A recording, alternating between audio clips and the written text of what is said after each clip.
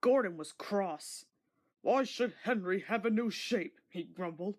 "A shape good enough for me is good enough for him. He goes gallivanting off to Crewe, leaving us to do his work. It's disgraceful. And there's another thing. Henry whistles too much. No respectable engine ever whistles loudly at stations." "It isn't wrong," said Gordon, "but we just don't do it." Poor Henry didn't feel happy any more. "Never mind," whispered Percy. "I'm glad you are home again. I like your whistling." "Goodbye, Henry," called Gordon next morning as he left the shed. "We're glad to have you with us again, but be sure and remember what I said about whistling." Later on, Henry took a slow train and presently stopped at Edward's station. "Hello, Henry," said Edward. "You look splendid. I was pleased to hear your happy whistle yesterday." "Thank you, Edward," smiled Henry. "Shh, shh. Can you hear something?" Edward listened.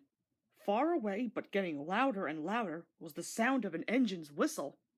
"It sounds like Gordon," said Edward, "and it ought to be Gordon. But Gordon never whistles like that." It was Gordon. He came rushing down the hill at a tremendous rate. He didn't look at Henry, and he didn't look at Edward. He was purple in the boiler and whistling fit to burst. He screamed through the station and disappeared. "Well," said Edward, looking at Henry. "It isn't wrong," chuckled Henry, "but we just don't do it." And he told Edward what Gordon had said. Meanwhile, Gordon screeched along the line. People came out of their houses, air raid sirens started, 5 fire brigades got ready to go out, horses upset their carts, and old ladies dropped their parcels. At a big station, the noise was awful. Porters and passengers held their ears. The fat controller held his ears too. He gave a lot of orders, but no one could hear them, and Gordon went on whistling. At last he clambered into Gordon's cab.